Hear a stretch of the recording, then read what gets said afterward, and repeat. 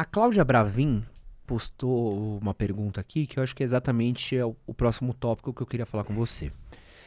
Ela perguntou o seguinte: vivo suspensa. Passei a infância e a adolescência com medo das reações violentas da minha mãe. Uhum. E eu acho que é uma coisa que muitas pessoas passam, que é ter que lidar com criações disfuncionais, Uhum. criações difíceis, criações lares brigados, lares separados, lares que estão em constante conflito. Como é que eu faço pra fazer as pazes com a minha família depois de ter vivido uma infância em guerra? Como é que eu faço pra conseguir me conectar com isso, assim, de volta? Odeie. A primeira coisa é poder odiar. Então, se você foi uma pessoa que teve uma mãe que era uma mãe muito cruel, uma mãe depressiva, é muito difícil lidar com uma mãe depressiva, isso deixa marcas muito profundas, mãe ou pai, mas falando de mãe agora. Então, e é muito difícil a gente entrar em contato com o nosso ódio, porque a gente também ama, e odiar pai e mãe é difícil, traz muita culpa, mas é preciso entender que eu posso odiar. Eu posso odiar isso que fizeram comigo, eu posso odiar esse comportamento que meu pai ou minha mãe tinha, apesar de amá-los. Porque também as pessoas precisam entender que os sentimentos não se excluem, muitas vezes eles se sobrepõem. Porque as pessoas costumam achar que se entra o amor, sai o ódio, se entra o ódio, sai o amor. Não, eu posso amar e odiar a mesma pessoa ao mesmo tempo, no mesmo minuto, inclusive. Caramba. É claro, você já deve ter sentido isso. Oh, Em diferentes relações.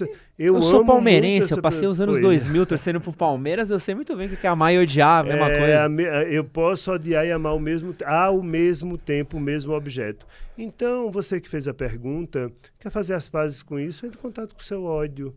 Porque talvez ela não esteja podendo odiar as injustiças que ela passou.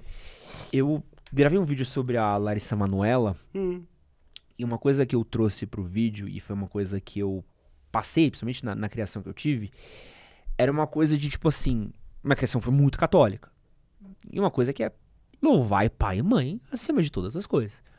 Então eu falei assim, pô, mas eu tenho que amar os meus pais apesar de tudo. Porque essa coisa que mãe é sagrada.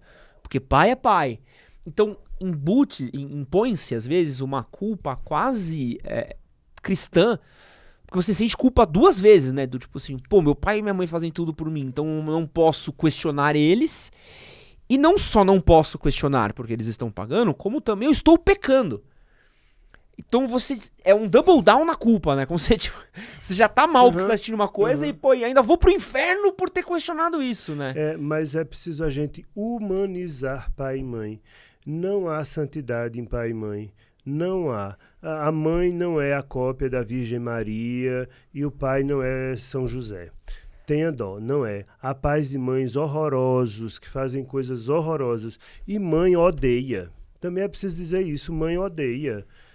Não, uma mãe que tem um filho recém-nascido, ela ama muito esse filho, mas ela também odeia esse filho. Ela odeia não conseguir descansar, ela odeia ter que acordar 500 vezes durante a noite, ela odeia ter virado a comida desse filho, estar sendo comida por esse filho, e ela não aguenta mais isso. E ela ama muito, mas ela também odeia. E tudo bem. É essa questão do eu não poder que faz, às vezes, as pessoas não elaborarem as coisas, como essa moça que perguntou. Não sei o quanto ela consegue odiar. Odeie em paz. E depois veja, estando de posse do seu ódio, o que é que você vai conseguir fazer com ele. Aí talvez você consiga amar. Agora, dizer que pai e mãe são virtuosos, porque... Não são. Tem gente que não presta e não presta mesmo. Por exemplo, pensando em um paciente que me contava um homem gigantesco, um policial imenso, me contando uma coisa que eu vi uma criança berrando na minha frente, chorando loucamente, dizendo por que ela fazia isso comigo, por que ela fazia isso comigo, e ele estava se referindo a quando ele fazia algo que a mãe não gostava, ela o punia colocando ele para dormir no quintal de casa, amarrado na mangueira. Então ela amarrava... O senhor contou essa história pra gente? Eu já contei, né, essa história, pois é. Porque essa história é uma história que eu acho muito emblemática. E ele era as formigas mordendo ele de noite, ele amarrado na mangueira, porque ela simplesmente queria. Ela era sádica, evidentemente, né?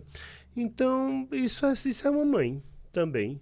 As mães fazem coisas horrorosas, os pais também fazem coisas. Os pais, mães, é assim. Os filhos também fazem.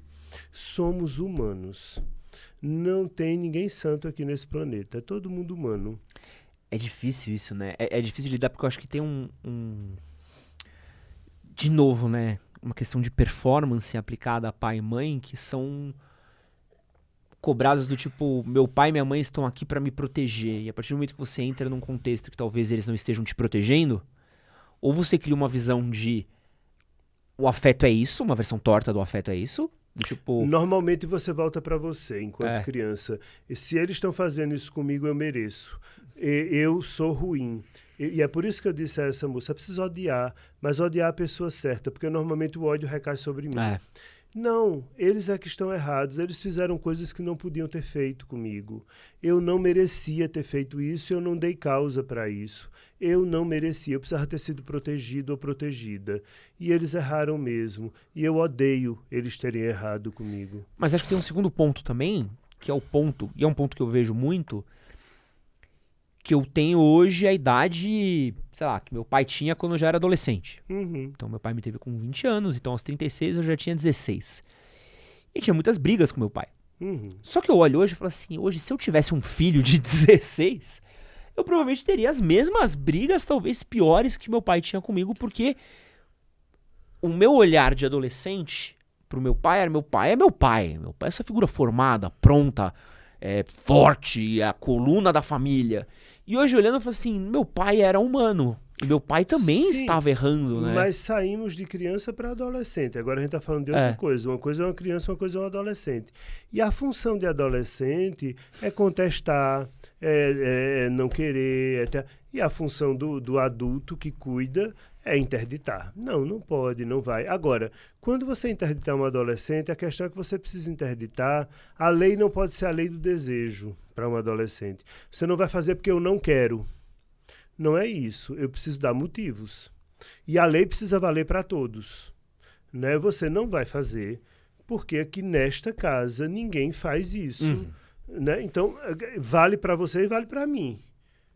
Agora, não vale para você, mas não vale para mim, não. Aí não cola com o adolescente, não. E acho que essa questão da humanização, né? Acho que você falou muito bem, assim, é muito bonito isso de entender que nossos pais são a gente, né? Acho que quando a gente chega na idade que a gente lembra dos nossos pais, você começa a entender, tipo... Nossos pais têm inconsciente, têm inveja, têm história de vida, têm os maus tratos que eles próprios sofreram. Eles têm tudo que qualquer ser humano tem. Agora, quando são pais amorosos, erram, mas erram amando. É menos ruim, mas erram, vão errar. Erra com carinho, né? Erra com carinho. Isso que você acabou de assistir foi um corte do podcast com o Marcos Lacerda. Para assistir o episódio completo, clica aqui do lado, vou deixar um outro corte que com certeza você vai gostar. E não esquece de se inscrever no nosso canal. Valeu!